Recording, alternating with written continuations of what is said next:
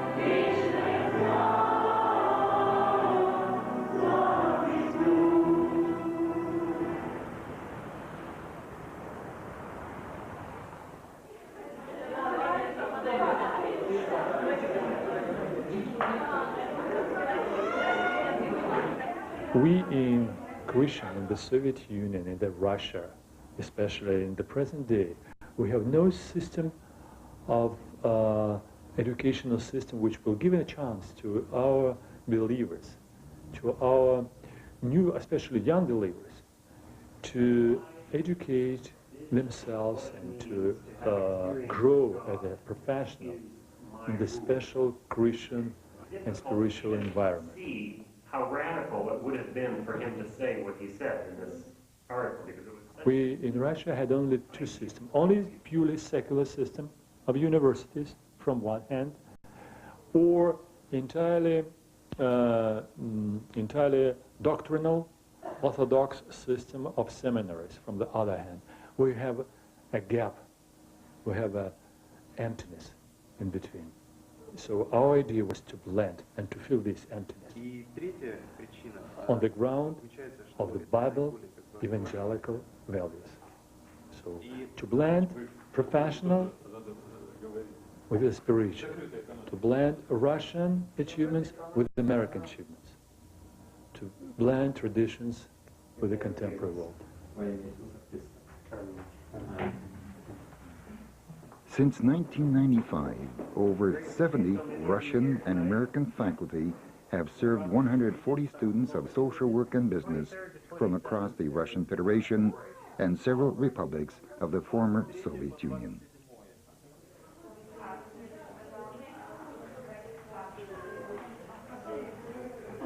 What's our call as Christians, as to show Christian character and to love students.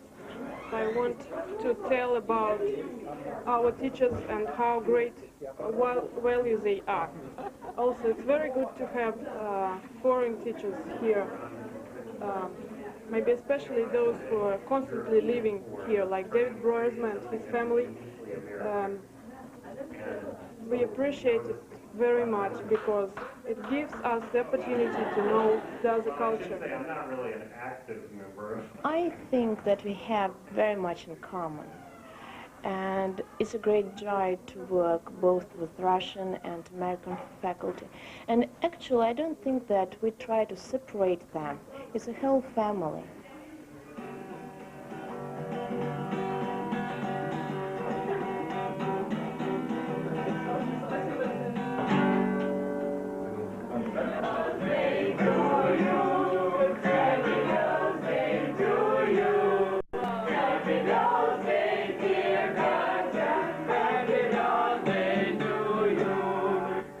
Most RACU students travel at least an hour one way on the Moscow subway to get to class.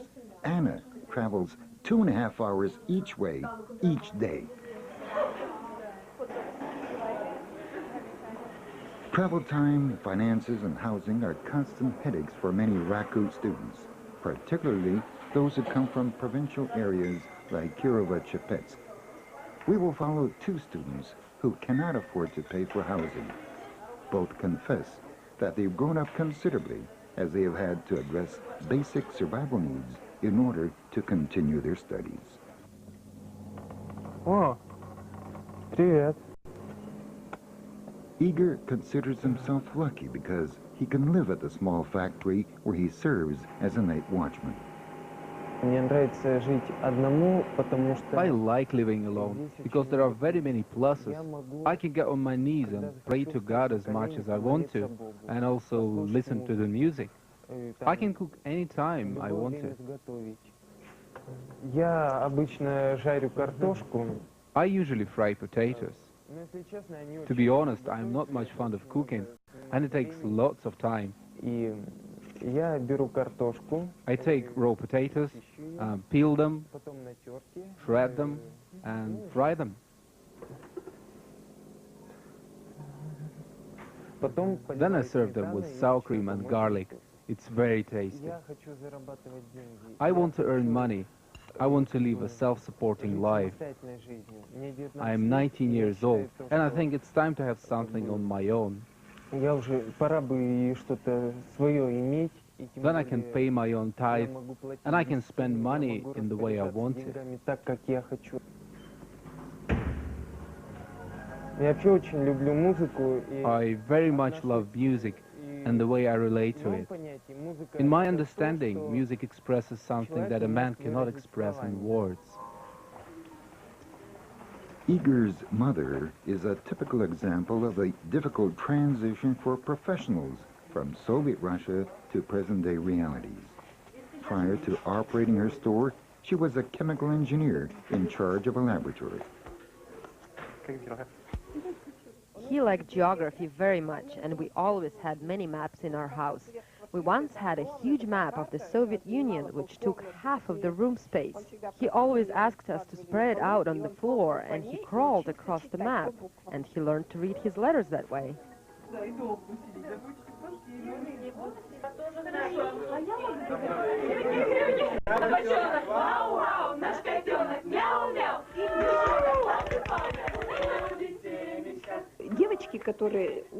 The Kirovo-Chepetsk girls who study there say they're taught very seriously, and much is required from them.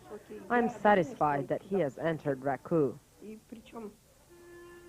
You know, how should I say it? He's my son, and he now has many trials there. He was a home city boy, and now he has trials, and is becoming a man.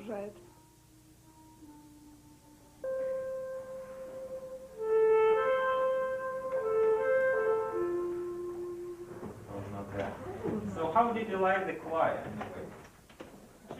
Upon graduation, Igor will know English as well as Russian, will be trained in modern communications technology, will have a bachelor's degree in his specialty area, will understand democratic and free market values and institutions, and will be grounded in Scripture.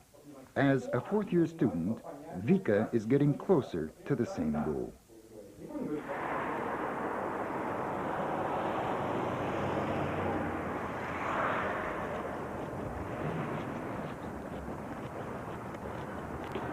When I entered RACU, I didn't have a clear picture of what kind of education was offered. But when I started to learn more about what social work is, when it became more clear to me, it became more interesting. And with each year, it became even more interesting.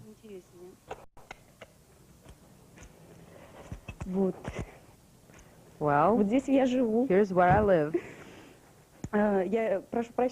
Forgive me for the mess, but this is my workplace. I work here to prepare my lessons for Sunday school. I also make my dolls and doll theaters and various other things, and I also temporarily live here. When I came here for the first time, I didn't have anything here. I slept on these chairs. There were 4 chairs, nothing else. My situation is a good one because some students at RACU move from one place to another almost every week. I'm lucky. I don't pay for accommodation. As for other students, it so happens that they have to constantly move from place to place. Many students not only move often, but also often travel to faraway places for ministry. Vika is taking an overnight train to an orphanage in Porkhov, 1.5 hours from the Redwood Junction, Pskov by bus. She has worked here as a volunteer for the past 2 summers. This weekend, Vika joined students from state universities to serve the orphans. The group has brought educational materials to broaden the children's horizons and to help them from falling behind in school.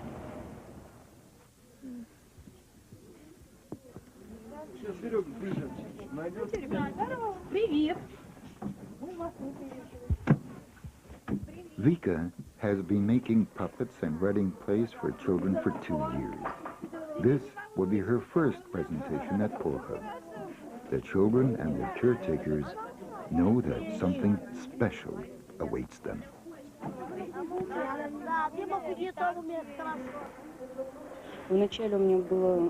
At the beginning, I used to have 3 different jobs and try to study at the same time. That was very hard. I couldn't even realize what I was studying. I knew that there was job to be done, and after that, things to be learned. So I was studying on the go, and there was such a mess in my head and in my heart. So I think that the very best way is, of course, to study.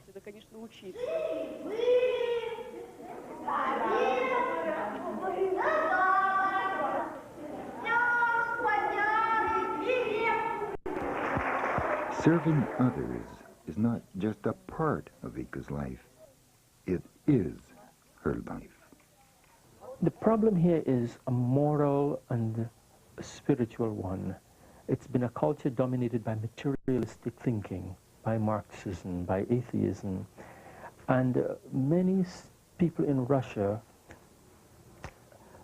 while they have some traditions of spirituality, do not see the critical importance of ethics and morality. They don't know on what basis these should be taught. And these students who are studying social work, English, business, are going to be perhaps the first generation of Christians out in the world of Russia trying to make a difference. And I believe that I have something to offer these students. My many years of secular training at Yale and Harvard, I am exposing them to the best that I have received from my education and helping to shape and form their hearts and minds so that they could make a difference in the moral climate of this country. If we can make the students here, students who are possessed with this love for truth and wisdom, I think these are the ones who will shape the destiny of this country. The students and faculty through whose eyes you have just seen the world are living proof that God has not given up on Russia, and neither can we. Our university has established a legal, credible foothold in this vast nation that is overcoming decades of economic, social, and political oppression. Every day of classes is one more day that is not lost to the forces that oppose human rights and religious freedom.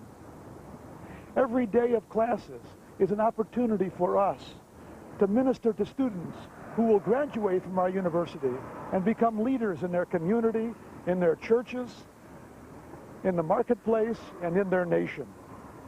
And every day of classes is an opportunity for our Russian and American faculty to integrate their academic disciplines and their Christian faith.